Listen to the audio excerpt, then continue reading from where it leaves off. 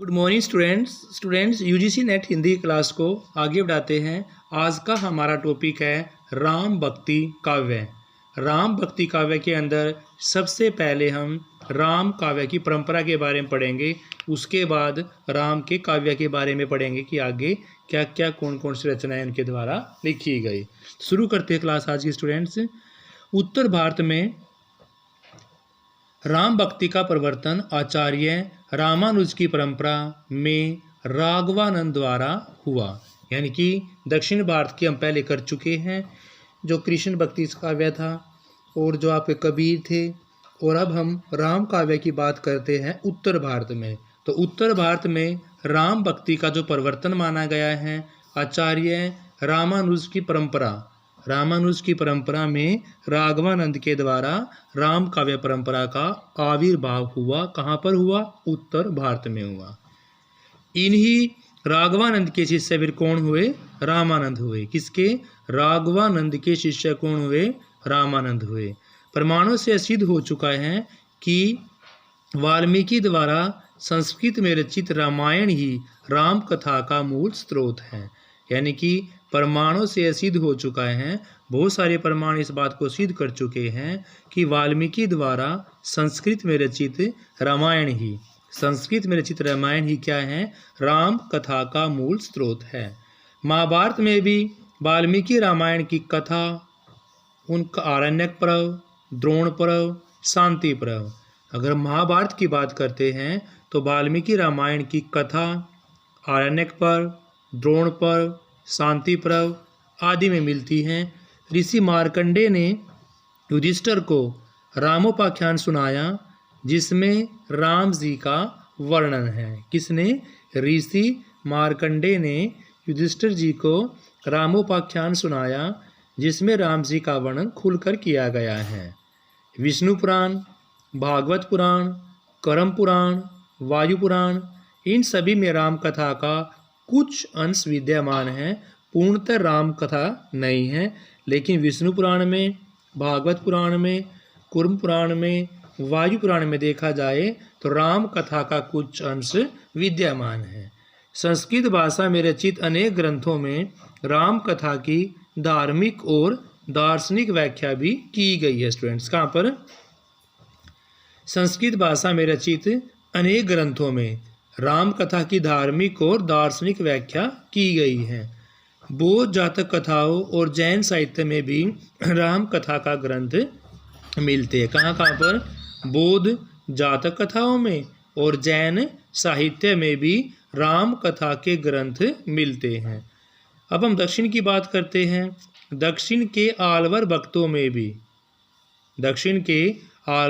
में भी राम भक्ति पाई जाती है। षटकोप को राम की पादुका का अवतार कहा जाता है। किसको? षटकोप को राम की पादुका का अवतार कहा गया है। इनकी रचना तिरुवाइमोली में राम भक्ति का वर्णन खुलकर किया गया है। रचना का नाम क्या है? तिरुवाइमोली। इसमें राम भक्ति का वर्णन किया गया है। आगे बात करते हैं। सातवें अवतार भक्त कुलशेखर की रचना पेरुमाल तिरुमोवी। सातवें आलवर भक्त कुलशेखर की रचना का नाम क्या है? पेरुमाल तिरुमोवी। इसमें भी राम कथा का वर्णन है। स्टूडेंट्स, राम भक्ति के संप्रदाय को पढ़ लेते हैं कि कौन कौन से संप्रदाय हैं। सबसे पहले हैं श्री संप्रदाय। इस संप्रदाय के आचार्य रंगनाथ मुनि। सबसे पहले कौन सा संप्रदाय है? श्री संप्रदाय है। इस संप्रदाय के आचार्य कौन थे? श्री संप्रदाय के आचार्य रंगनाथ मुनि, पुंडरीकाक्ष, हिमाचार्य, राम मिश्र और रामानुजाचार्य, चार थे। स्टूडेंट्स, श्री संप्रदाय के प्रवर्तक। इस संप्रदाय के आचार्य कौन माने गए हैं? रंगनाथ मुनि, पुंडरीकाक्ष, यमुनाचार्य, राम मिश्र, रामानुजाचार्य। रामानुजाचार्य को शेष नाग या लक्ष्मण का, किसको स्टूडेंट्स? रामानुजाचार्य को शेष नाग या लक्ष्मण का अवतार माना गया है। दूसरा संप्रदाय है आपका ब्रह्म संप्रदाय। ब्रह्म संप्रदाय के प्रवर्तक मध्वाचार्य थे। स्टूडेंट्स, कौन थे? मध्वाचार्य। किसके? ब्रह्म संप्रदाय के प्रवर्तक। मध्वाचार्य जी ने द्वैतवाद का प्रचार किया था। मध्वाचार्य जी ने द्वैतवाद का प्रचार किया था। तुलसी से पहले विष्णुदास जी ने राम भक्ति शाखा हेतु कार्य किया। इन्होंने वाल्मीकि रामायण का हिंदीकरण किया था स्टूडेंट्स। तुलसी से पहले विष्णुदास जी ने राम भक्ति शाखा हेतु कार्य किया और इन्होंने वाल्मीकि रामायण का हिंदीकरण भी किया था। आगे स्टूडेंट्स, नाभादास जी ने अष्टयाम लिखकर राम भक्ति को प्रकट किया। किसने? नाभादास जी ने अष्टयाम को लिखकर राम भक्ति को प्रकट किया। कवि तुलसी जी तो राम काव्य के आधार माने ही जाते हैं, यानी राम काव्य का आधार कौन माना जाता है? तुलसीदास। कवि तुलसीदास जी को राम काव्य का आधार माना गया है। तुलसी के बाद अगरदास जी ने रामाष्टयम लिखकर राम के रसिक रूप का क्या किया है? खुलकर वर्णन किया है। तुलसी के बाद अगरदास जी ने रामाष्टयाम लिखकर राम के रसिक रूप का वर्णन किया है। जीव राम जी की रसिकोपासना को आगे बढ़ाते हुए तसुकी संप्रदाय की स्थापना की गई और रामचरण दास ने सवरमुखी संप्रदाय की स्थापना भी की स्टूडेंट्स। किसने? रामचरण दास ने सवरमुखी संप्रदाय की स्थापना भी की। तो स्टूडेंट्स, यहाँ तक हमने राम काव्य परंपरा के बारे में, राम भक्ति के संप्रदाय के बारे में पढ़ा। अब हम पढ़ेंगे राम काव्य की भक्त कवि कौन कौन से है। तो राम काव्य के भक्तों में सबसे पहले स्थान आता तुलसीदास का स्टूडेंट्स। सबसे पहले तुलसीदास जी। तुलसीदास की समय सीमा 1532 से 1623 है स्टूडेंट्स। शिव सिंह सेंगर, राम गुलाम द्विवेदी, आचार्य शुक्ल जी ने तुलसी का जन्म राजापुर नामक स्थान पर होना स्वीकार किया स्टूडेंट्स। अगर हम बात देखते हैं तो शिव सिंह सेंगर, राम गुलाम द्विवेदी जी, आचार्य शुक्ल जी ने तुलसी का जन्म राजापुर नामक स्थान पर होना स्वीकार किया है। कुछ विद्वान तुलसी का जन्म स्थल सूकर क्षेत्र सोरो जिला एटा को भी मानते हैं, लेकिन कुछ विद्वानों की बात करते हैं तो तुलसी जी का जन्म स्थल सूकर क्षेत्र सोरो, जिसको हम बोलते हैं जिला एटा, को भी मानते हैं। तुलसी के बचपन का नाम राम बोला। तुलसी के बचपन का नाम क्या था? राम बोला। वे अभुक्त मूल नक्षत्र में पैदा हुए थे, जिसकी वजह से इनके पिता आत्मा राधुबे ने इनका त्याग कर दिया था। यानी कि तुलसी जी का इनके पिता के द्वारा त्याग कर दिया गया था, क्योंकि तुलसी अभुक्त मूल नक्षत्र में पैदा हुए थे और इसी नक्षत्र में पैदा होने के कारण इनके पिताजी आत्माराम ने इनका त्याग कर दिया था। इनकी माता का नाम हुलसी था स्टूडेंट्स। क्या था? हुलसी। प्रसूति काल में माता के देहांत के बाद इन्हें मुनिया नाम की दासी ने पाला। यानी माता के देहांत के बाद तुलसीदास जी का लालन पालन पोषण किने किया? मुनिया नाम की दासी ने किया। तुलसी के गुरु नरहरिदास अथवा नरहरियानंद थे। तुलसीदास के गुरु की बात करते तो कौन थे स्टूडेंट्स?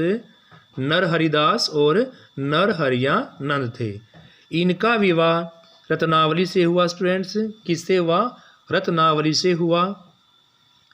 ये अपनी पत्नी पर ज़्यादा आसक्त थे। इस बार मायके जाने पर तुलसी जी बेचैन हो जाते हैं और चड़ी नदी भी पार करके पत्नी के पास पहुंच जाते हैं। तो पत्नी के द्वारा इनको धिकारा जाता है। वो पंक्ति देखते हैं, किस पंक्ति के द्वारा तुलसीदास को उनकी पत्नी रत्नावली के द्वारा धिकारा जाता है। लाज ने आगत आपको दोरे आयु साथ। पंक्ति क्या है स्टूडेंट्स? लाज ने लागत आपको दोरे आयु साथ, दिग दिग ऐसे प्रेम को कहा कहो मैं नाथ। अस्ति चरमम दे मम तामे ऐसी प्रीति, तैली जो श्री राम मम होती न तो भव बीती। तो ये पंक्तियाँ कहकर रत्नावली जी ने तुलसीदास को धिकारा। इन पंक्तियों के द्वारा प्रभावित होकर तुलसी जी कहाँ चले जाते हैं? तुलसी जी रत्नावली की पंक्तियों से प्रभावित होकर काशी चले जाते हैं। यही काशी में रामचरितमानस की रचना आरंभ की जाती है तुलसीदास जी के द्वारा। कहाँ पर? काशी में स्टूडेंट्स। किसकी? रामचरितमानस की रचना आरंभ की जाती है। स्टूडेंट्स, तुलसी जी की जो रचनाएं हैं प्रमुख, उनके बारे में जान लेते हैं। तो स्टूडेंट, तुलसी जी की रचनाओं की संख्या की बात करते हैं तो टोटल रचनाएं आचार्य शुक्ल जी के द्वारा 12 मानी गई हैं। तुलसी जी की रचनाओं की संख्या आचार्य शुक्ल जी ने 12 मानी है। तुलसी जी के 5 बड़े ग्रंथ और 7 छोटे ग्रंथ है स्टूडेंट्स। तुलसी जी के 5 बड़े ग्रंथ और 7 छोटे ग्रंथ हैं। बड़े ग्रंथों की 5 की बात करते हैं तो आपको याद होना चाहिए रामचरितमानस सबसे बड़ा, विनय पत्रिका, कवित रामायण। कवित रामायण को हम कवितावली के नाम से भी जानते हैं, दोहावली, गीतावली। तो 5 बड़े ग्रंथों में सबसे बड़ा रामचरितमानस, विनय पत्रिका, कवित रामायण, इसको हम कवितावली के नाम से जानते हैं, दोहावली, गीतावली। आइए स्टूडेंट्स, रामचरितमानस के विषय में इसी क्लास के अंदर पढ़ लेते हैं, बाकी रचनाओं को हम अलग क्लास में पढ़ेंगे। तो देखते हैं स्टूडेंट्स, तुलसी जी ने 1574 ईस्वी में, तुलसी जी ने 1574 ईस्वी में काशी में रामचरितमानस को लिखना शुरू किया। मानस का लेखन कार्य तुलसी जी ने, मानस का लेखन कार्य तुलसी जी ने 2 साल 7 महीने, 2 साल 7 महीने में पूरा किया। मानस का किष्किंध्या कांड काशी में रचा गया। अगर मानस की बात करते हैं तो मानस का किष्किंध्या कांड काशी में रचा गया। मानस की भाषा अवधी है और शैली दोहा चौपाई शैली है। मानस की भाषा की बात करते हैं तो अवधी है और शैली स्टूडेंट्स दोहा चौपाई शैली है। यह राम कथा पर आधारित है और इसमें कुल 7 कांड है स्टूडेंट्स। यह राम की कथा पर आधारित है और रामचरितमानस में कांड की बात करते हैं तो 7 कांड हैं। बाल कांड, अयोध्या कांड, अरण्य कांड, किष्किंध्या कांड, फिर 5वें नंबर पर सुंदर कांड, फिर आपका लंका कांड और लास्ट में आएगा उत्तर कांड। तो शुरू कहाँ से हुआ? बाल कांड से। खत्म कहाँ पर हुआ? उत्तर कांड में। दोबारा फिर देखते हैं, मानस का किष्किंध्या कांड, मानस का जो किष्किंध्या कांड आया है वो काशी में रचा गया। मानस की भाषा की बात करते हैं तो अवधी है। शैली की बात करते हैं दोहा चौपाई है। कौन सी है भाई? दोहा चौपाई। यह राम कथा पर आधारित है। इसमें 7 कांड हैं, बाल कांड, अयोध्या कांड, अरण्य कांड, किष्किंध्या कांड, सुंदर कांड, लंका कांड और उत्तर कांड स्टूडेंट्स।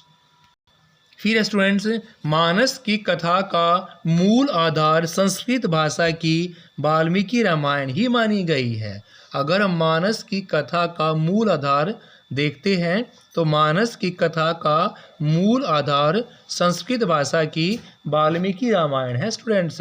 तुलसी ने मानस में निर्गुण सगुण के साथ, ज्ञान भक्ति के साथ राजा प्रजा का समन्वय दिखाया गया है।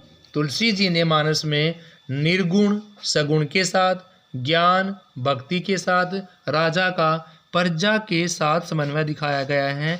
मानस के राम लोक रक्षक हैं, यानी मानस के जो राम हैं वो लोक रक्षक की फॉर्म में उनकी चर्चा की गई है। वे शील गुणों वाले हैं, सौंदर्य और शक्ति से भी भरपूर हैं। यानी मानस के राम की जो तुलना की गई है वो एक लोक रक्षक की फॉर्म में की गई है। वो शील गुणों से भरपूर हैं, सौंदर्य और शक्ति से भी आगार हैं। मानस में मार्मिक जो स्थल है वो कौन कौन से हैं? राम वन गमन का, दशरथ मरण का, चित्रकूट प्रसंग का। यानी कि 3 ऐसे प्रसंग हैं जिनका मानस में मार्मिक स्थलों का चित्रण किया गया है। वो कौन कौन से हैं? राम का वन में गमन करना, दशरथ का मरण और चित्रकूट प्रसंग, ये तीनों ही मार्मिक स्थलों का वर्णन यहाँ पर किया गया स्टूडेंट्स। तो राम भक्ति काव्य का इतना ही पार्ट इस वीडियो के अंदर, बाकी हम अगली वीडियो के करेंगे। Thank you students, have a nice day, please like share.